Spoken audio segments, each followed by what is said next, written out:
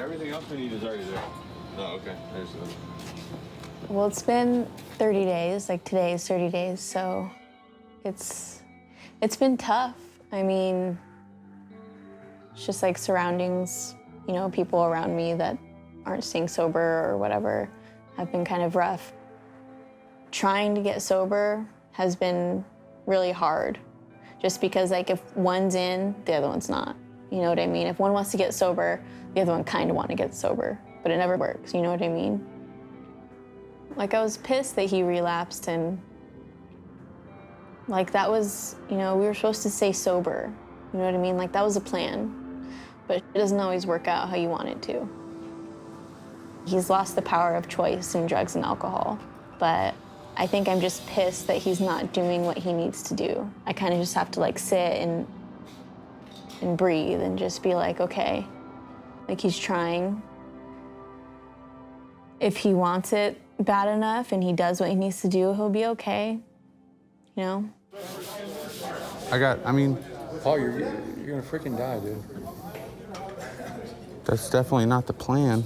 I mean, so if I go back to the apartment and like I get high, I'll be leaving within the same breath. Why don't you stay at one of the alumni's houses?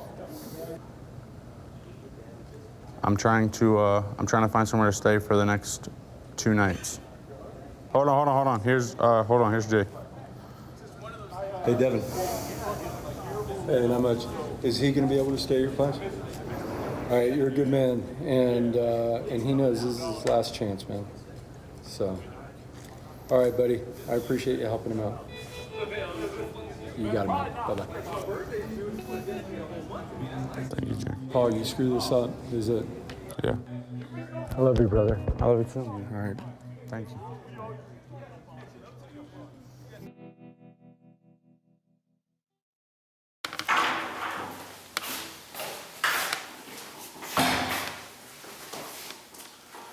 Man, oh man. Just got high. I shot it. Everyone relapses.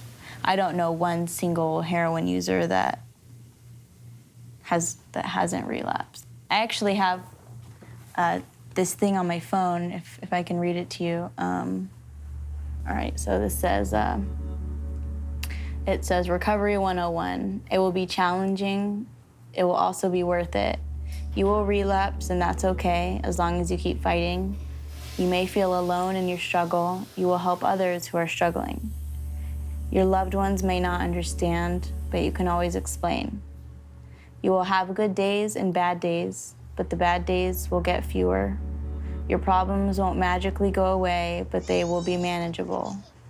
You might not feel different at first, but when you're done, you will be happier, healthier, stronger, and recovered. That's why you have to keep fighting.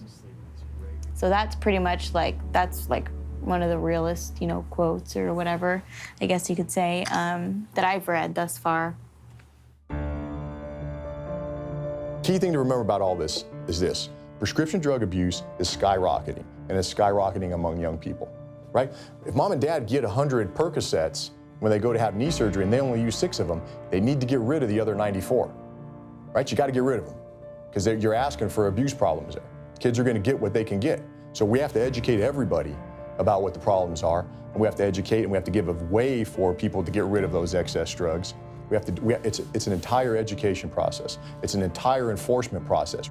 I think education is extremely important, and people need to be aware of the signs, the symptoms, what it looks like, and how it's being used and how it's being distributed. And most people don't know that it could be in their own neighborhood, and they have absolutely no idea. We're taking the message to every community that we're involved in throughout the Valley without regard for particular economic demographics to make parents aware and to try to educate juveniles as well and teens about the dangers of this, to try to arm them with information beforehand. As a parent, you have to care. You have to watch what they're doing. You have to make sure that they know that it's important to you. You have to make sure that they know all the things that can happen. We should not be afraid to talk to them about this stuff. What we're talking about is trying to save an entire generation of people here.